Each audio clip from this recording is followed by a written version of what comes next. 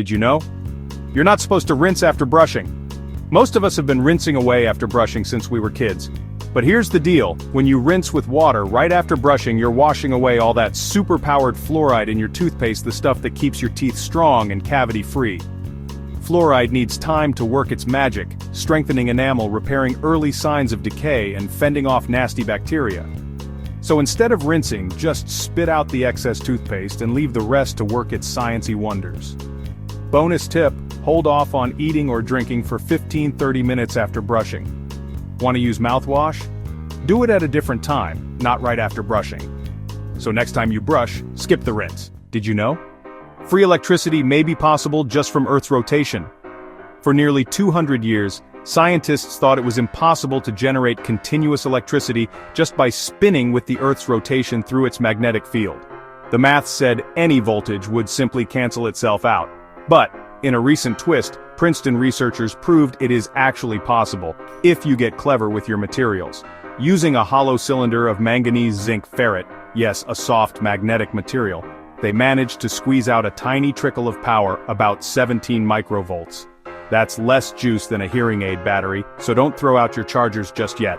Here's the catch. Scaling this up is a monumental challenge, and any real impact on Earth's rotation would take eons. So, while the physics is fascinating, your next cup of tea won't be brewed by the planet's spin. Did you know? Earthworms have both genders, male and female reproductive parts. Scientists call this being hermaphroditic. It means each worm packs both testes to make sperm, and ovaries to make eggs, right inside its little squishy body. Even though they have both sets of parts, most earthworms prefer a partner for romance. When it's time to mate, two worms line up belly to belly, slather themselves in a super slimy mucus tube, yes, I said slime tube, and swap sperm like trading baseball cards. This slimy rendezvous can last for hours. When they're done, each worm wriggles away and gets to work. There's a thick band around the worm called the clitellum. It makes another ring of mucus. As the worm backs out, it drops its eggs into the ring, then adds the sperm it got from its buddy. Did you know? One of the reasons the US doesn't use metric is because of the Pirates of the Caribbean.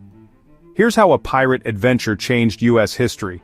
Back in 1793, Thomas Jefferson wanted America to switch to the new French metric system, think meters, not miles. France even sent a scientist, Joseph Dombey, on a ship carrying the official metric prototypes, a copper meter and a kilogram. But Dombey's ship was blown off course straight into pirate-infested Caribbean waters and, yep, captured by British privateers. Dombey was imprisoned and died, and the precious metric standards were lost to history. By the time a replacement arrived, the US had lost interest, and the rest is, well, inches and pounds. Of course, pirates weren't the only reason. Stubborn tradition, huge conversion costs, and lack of political will kept the old system alive. Did you know? Plants trick animals into spreading their seeds. Plants can't walk, so to escape crowded neighborhoods, they've evolved wild ways to hitch a ride on animals. This clever process is called zoochory. Some plants play it sweet. Think juicy berries and colorful apples. Animals eat the tasty fruit, then, well, let's just say the seed's next journey comes with free fertilizer. Others use bribery. Some seeds have fatty snacks attached, luring ants to carry them home, then toss the seed in a cozy spot. But some go full ninja, like burrs clinging to fur, or mistletoe seeds sticking to bird beaks. And the award for best disguise? South African nuts that look, and even smell, like animal poop, tricking dung beetles into rolling them away.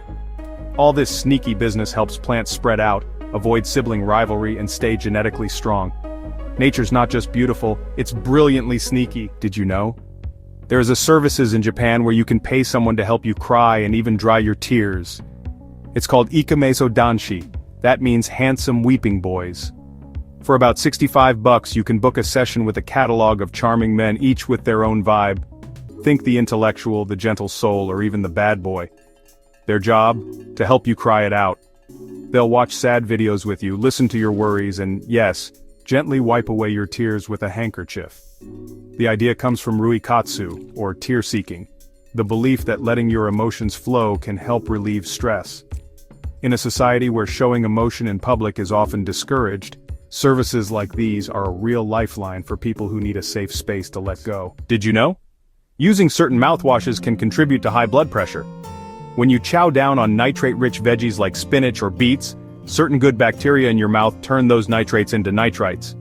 Your body then transforms nitrites into nitric oxide, a molecule that helps relax and widen your blood vessels, keeping your blood pressure in check. But here's the twist: powerful antiseptic mouthwashes, especially those with chlorhexidine, they can wipe out those helpful bacteria too. No bacteria, no nitrite conversion, and voila, less nitric oxide. That means your blood vessels stay tighter, and your blood pressure can creep up. Studies show that rinsing with strong mouthwash twice a day or more may hike your risk of hypertension, even in healthy people. And get this, it can even blunt the blood pressure benefits you usually get from exercise. Not all mouthwashes are created equal though. Alcohol-free or natural formulas might be gentler on your oral microbiome, did you know? When stressed, octopuses literally eat themselves. So why on earth would an octopus munch on its own limbs? This strange behavior is called autophagy. It usually happens in captivity, often when the octopus is stressed, sick, or bored. Pour water, a dull tank, or even sharing space with other octopuses can push these clever critters over the edge. But here's the wild part. Scientists think it's sometimes a symptom of an unknown disease, messing with their nervous system. And for female octopuses, self-cannibalism can be part of their natural life cycle after laying eggs. A dramatic goodbye, octopus style. Just remember, this isn't the same as dropping a limb to escape danger, did you know? Polar bears are black and their fur is transparent. Why black? Because black skin is a solar supercharger. It soaks up sunlight and helps keep these Arctic giants warm, even when it's freezing out there. But that's not all. Polar bear fur isn't actually white at all. Each hair is hollow and transparent like tiny glass tubes. They only look white because they scatter light just like fresh snow or ice. This two-layered fur does triple duty. The dense undercoat locks in warmth, while the oily top guard hairs repel water. Perfect for a life spent swimming in icy seas. Together with a thick layer of blubber, this setup makes polar bears so well insulated, they're nearly invisible to thermal cameras. And thanks to their white look, they blend right in with the snow. Perfect camouflage for sneaking up on seals. Bonus fact, in zoos, their fur can even turn green from algae growing inside those hollow hairs. Did you know? Humans can and have survived particle accelerators. Meet Anatoly Bugorsky, a Russian physicist who had the ultimate bad day at work. In 1978, while fixing the U-70 synchrotron, he accidentally put his head in the path of a proton beam, moving at nearly the speed of light. He saw a flash brighter than 1,000 suns, but no pain. The beam blasted through his skull, missing vital organs but frying a line straight through his head. Doctors expected him to die within days, but Bugorsky pulled off the impossible. He survived. Though half his face was paralyzed, he lost hearing in one ear and he suffered seizures. Here's the wildest part. His intellect stayed sharp, and he finished his PhD. Today, we use focused proton beams for cancer therapy, proof that science can turn even the strangest survival story into hope. Did you know? The word companion has its roots in Latin and literally means one with whom you share bread. It's a combo of com, meaning with, and panis, meaning, you guessed it, bread. Back in the day, breaking bread together was serious business. Sharing a meal meant trust, friendship, and safety. So your companion was your messmate, your breadfellow, someone you'd trust with your carbs and your secrets. The word journeyed through Old French as compagnon, then strolled into Middle English as compagnon. Over centuries, the meaning grew from just a dinner pal to anyone who sticks by your side. So next time you call someone your companion, remember, it's more than just friendship. It's a toast to breaking bread together. Did you know? Satellites are slowly falling towards Earth due to a phenomenon called orbital decay. When satellites are shot into space, they're given a massive horizontal push so fast they're basically forever falling around the Earth, not down to it. But here's the twist. Even in space, there's still a wisp of atmosphere, especially in low orbits. That thin air creates drag like a cosmic speed bump, slowly stealing the satellite's energy. As it loses speed, gravity wins, pulling it closer to Earth where the air gets thicker and drag ramps up, a space spiral. Factors like altitude, solar storms, and satellite shape all speed up or slow down this process. Eventually, most satellites burn up in the atmosphere with a bright finale, while the big guys sometimes get a guided splashdown in the ocean. Did you know? Fetuses grow a coat of fur, and in the weeks before birth they shed it and eat it. Meet lanugo, the fine, soft hair that covers nearly every inch of a fetus by 20 weeks in the womb. Yep, everywhere except the palms, soles, lips, and genitals. Lanugo acts like a tiny thermal blanket, keeping babies warm before they pack on body fat. But that's not all. It also holds onto the vernix caseosa, a waxy, protective coating that shields delicate skin from the amniotic fluid.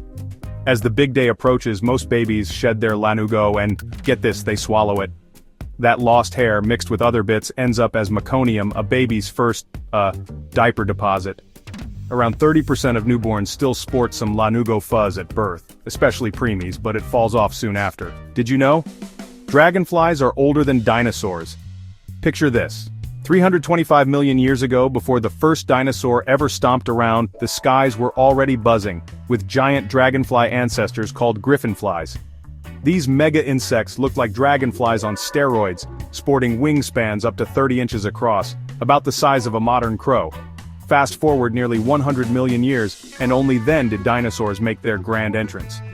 So while T-Rex might get all the Hollywood fame, dragonfly ancestors were already flying high, literally and historically.